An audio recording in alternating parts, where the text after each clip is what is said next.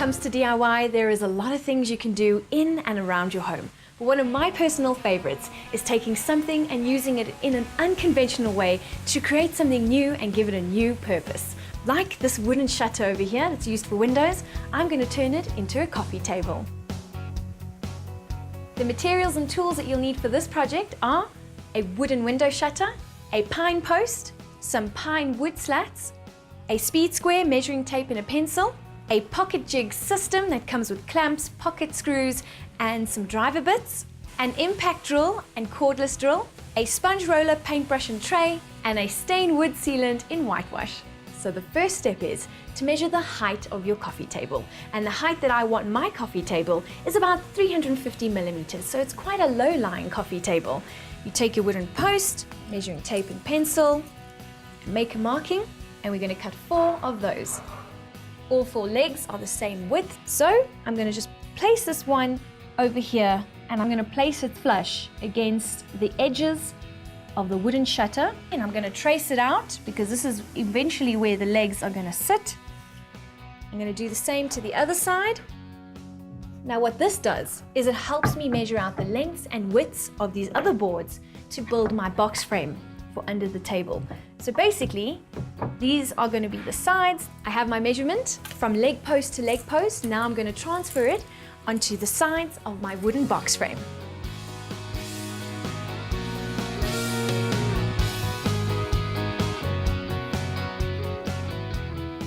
I'm going to do the same for the width of the box frame.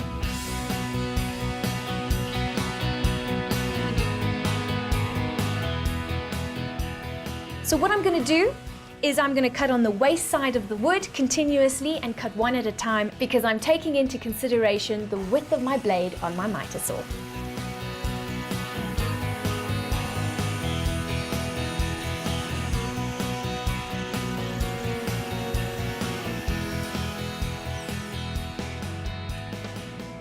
As you can see, our frame of our coffee table is taking place. This is going to be the underside of the coffee table when we flip it. And what I'm going to do is I'm going to use pocket hole joinery to join these pieces of wood together. Pocket holes are excellent. You have to put them only on one side of the wood so they're not seen. So I'm going to make sure it's all on the interior of our coffee table. And basically you drill 2 pocket holes over here, secure them with screws, which I'm going to show you. And basically everything will fit into the frame, then the frame will stand alone, and what I'll do is drill 1, 2, 3 pocket holes here and then secure it to our wooden slat as the top of the table. The only measurement you have to take into consideration is the measurement of the width of your wood. I measured this, it's 20 millimeters, and I want to just show you on the jig, there's all different millimeter lengths here for different thicknesses of wood that you're going to be drilling pocket holes into. And the side over here, you have to also put onto the measurement. So it's on 19 because they don't have a 20, so that's the closest to my width measurement. And I've secured it. Then you grab your drill bit, and they made a nice little indentation here. That's for you to pop in your drill bit with the stop collar. The stop collar is to measure out what millimeters you need, and it's at 19. Make sure it's the step of the drill and not the bit. And then you secure, and you're good to go. Make sure that the wood is facing upwards because you drill into both ends of the wood and on the same side. So I placed it here. There's lines here by the drill holes. There are 3 guide holes to choose from, A, B, and C, and choose the most correct guide holes that are not too close to the edge of the wood. So I'm going to go with A and B. Grab your drill, make sure it's going in the right direction, and basically the stop collar will stop right at the top, and you just use the guide holes to drill your pocket holes.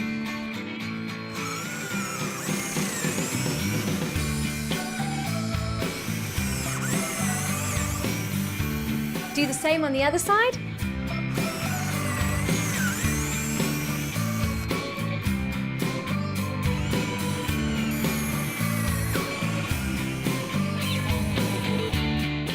And there you have it. Now I need to secure the pocket screws into the pocket holes, but before, let's measure, measure, measure.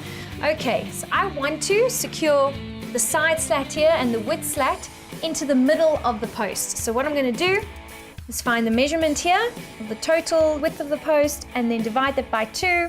I'm going to make a marking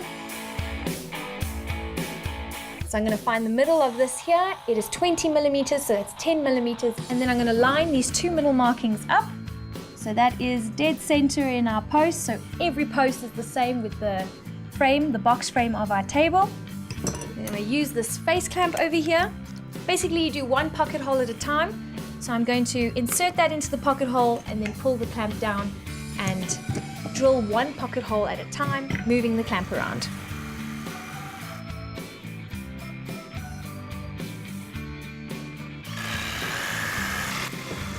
Look at that, the beautiful frame of our table is done. All that's left to do is to grab the wooden shutter, lay it underneath and secure the final pocket holes on either side of the lengths here.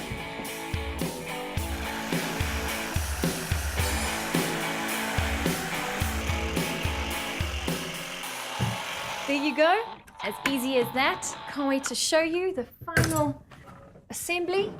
Oh, it's pretty heavy, which is nice, a nice piece of furniture. So all that's left to do is to give it a nice light sanding before we treat it in a whitewash stain finish.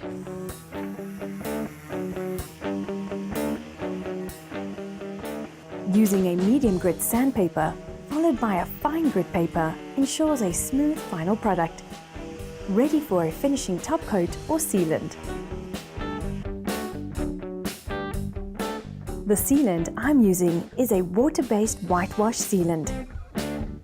Apply 1 to 2 coats for your desired finish. Our sealant is now dry and it's time for the final touches.